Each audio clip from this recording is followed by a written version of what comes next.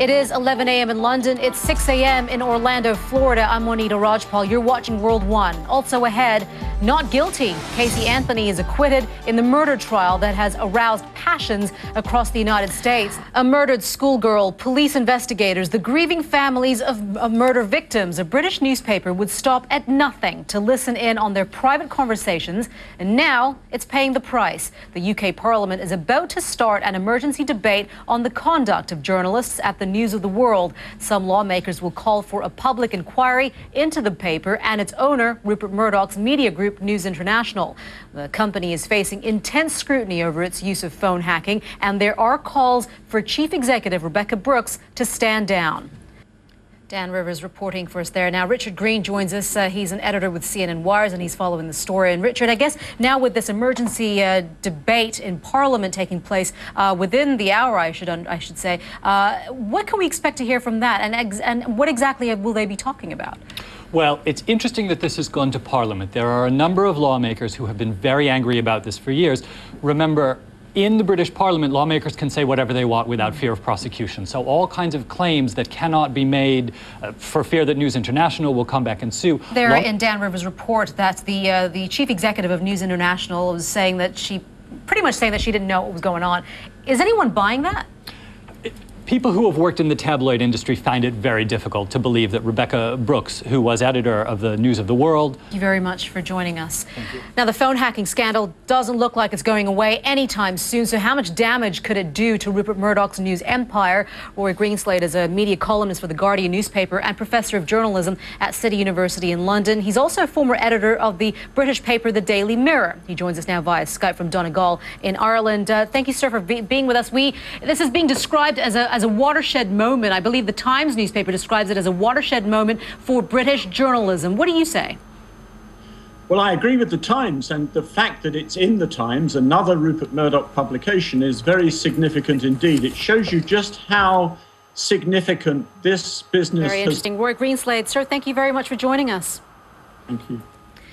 Well, let's see what newspapers here in Britain are saying about all of this. The Guardian's headline, How Editors Lost Self-Control in All Respect for the Law. It goes on to say, for all newspapers, the News of the World phone hacking scandal has become a moment of truth. It has shown how far commercial pressure from the web and from within big corporations has distorted ethics. The Daily Mail's headline is a most squalid and shameful saga. It goes on to say, Britain has a free and gloriously robust press, which plays a valuable role in promoting democracy. But while the media is free to be vulgar, intrusive, and even anarchic, it cannot be allowed to break the law.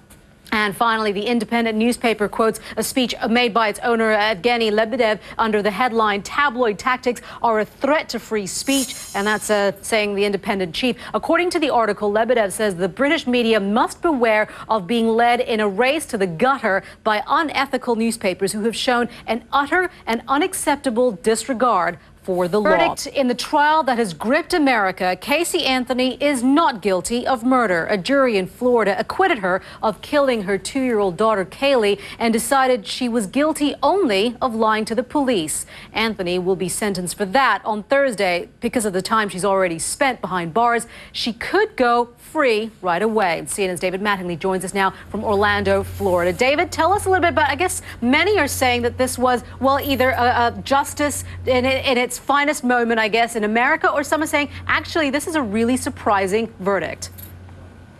For the thousands and possibly millions of people emotionally invested in this case, there have been so many twists and turns, and yesterday was probably the biggest of all. David Mattingly there in Orlando, thank you so much for that. Well, within minutes, even seconds of yesterday's not guilty verdict, reaction was, as expected, dominating social media. Most people disagreed with the decision. Many were even comparing it to the O.J. Simpson trial. One Twitter user, James, saying not buying the Casey O.J. trial comparisons, in shock, sure, maybe in ratings, not nearly the same kind of cultural story, though. And of course, referring back to the U.S. Independence Day celebrations on July 4th, Millie says, how ironic, yesterday we all stood united, proud to be Americans, and today I'm completely disgraced by our justice system. Another user, Rod, says, the judicial system is based on the concept that it's better to free the guilty than to condemn the innocent. And finally, we've got Amy.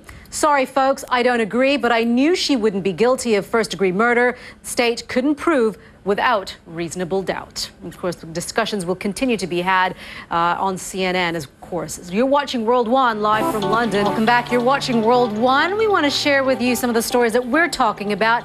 Can you guess what it is, Facebook users, Facebook fans, I should say? Mark Zuckerberg says he'll make a big announcement later today, but that's all about he's saying.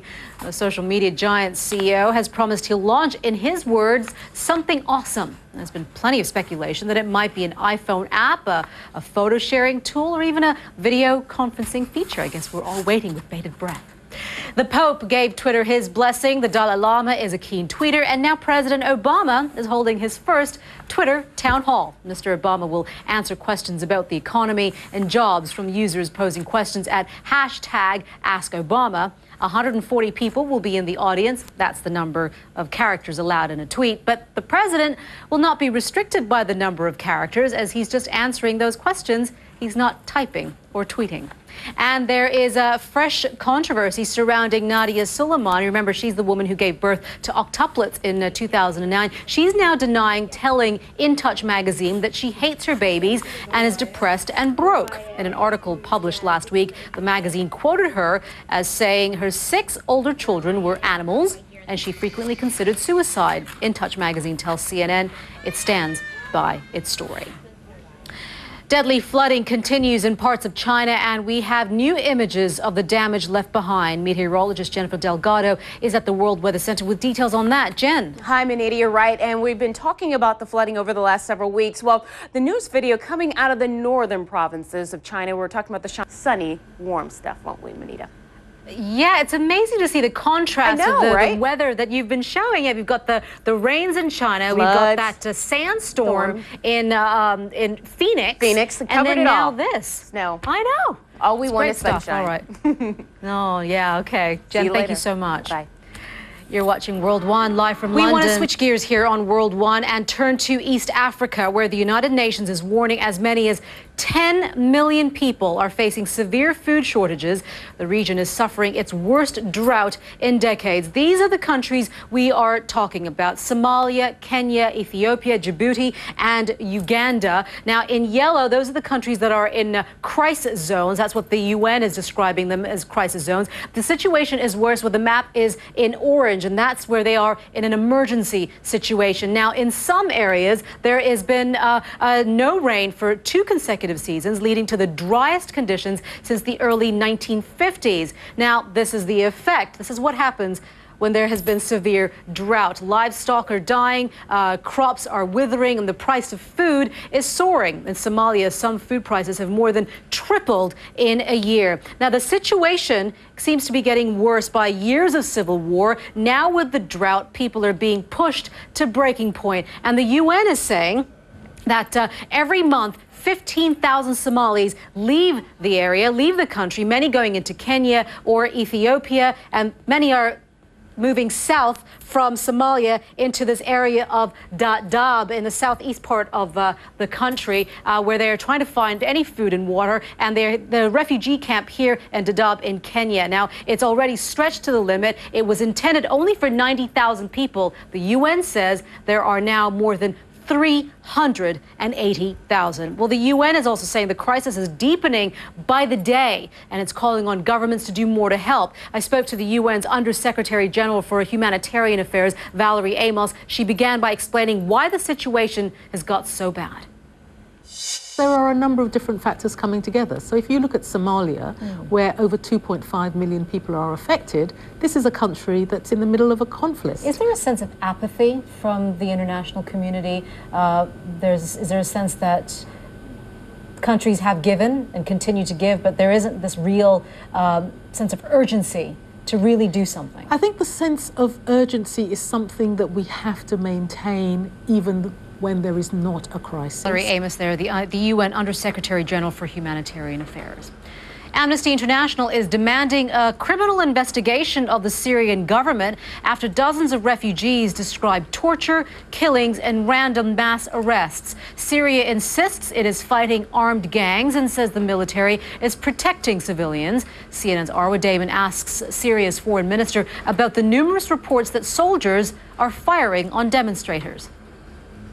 Our relation with EU today is bad. Welcome back. It is decision day for the International Olympic Committee. We are talking about the Winter Games in 2018 and who's going to be the host country. Alex Thomas joins us now with a look at the competition. Yes, Monita. 2 European candidates, 1 from Asia, Annecy in France, Munich in Germany, and Pyeongchang in South Korea. We can still talk about Japan. Do you like sushi?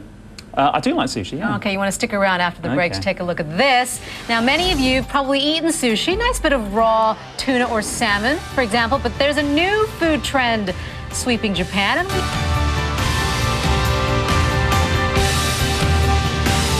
depending on where you're watching us from, you could be having breakfast, lunch, or dinner. So let's go on with that food theme, shall we? You know that saying, you are what you eat, but in Japan, it's not so much a question of being fat or thin. Kyung explains. The proper slice, hand-molded rice with a picture-perfect sushi. Except this isn't raw fish, it's raw meat. Horse meat. Kanazawa goes raw 3 times a week here. I'm a carnivore girl, she says proudly, a buzzword labeling Japan's young, aggressive women. Carnivore girls call the shots in love. They're independent and opinionated, raw meat eaters. A direct contrast to Japan's so-called herbivore boys. Translated in Japanese, sex means relationship in flesh. So herbivore boys are less interested in sex. Since we're talking about the handling, the ingesting, and the serving of raw meat, it begs the question, is this all safe? Well, Japan has some of the highest food safety standards in the world.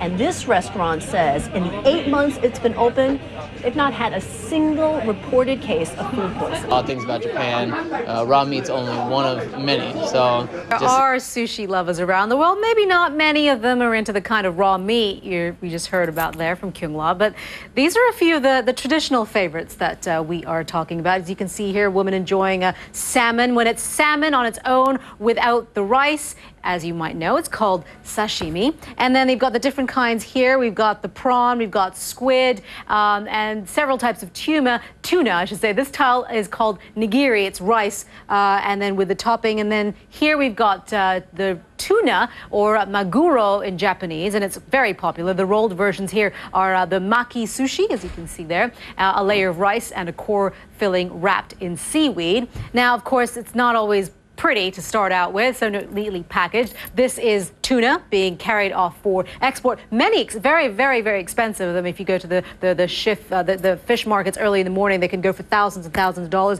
And of course, here we have a chef make short work of that. This is a red tuna sushi demonstration in Italy. And of course, if you're not into fish and you want something a little bit more of a vegetarian, there are vegetarian options there for you. You are watching World One live from London. There's your lunch or dinner or breakfast sorted. I'm Monita Rajpal. Thank you for joining us.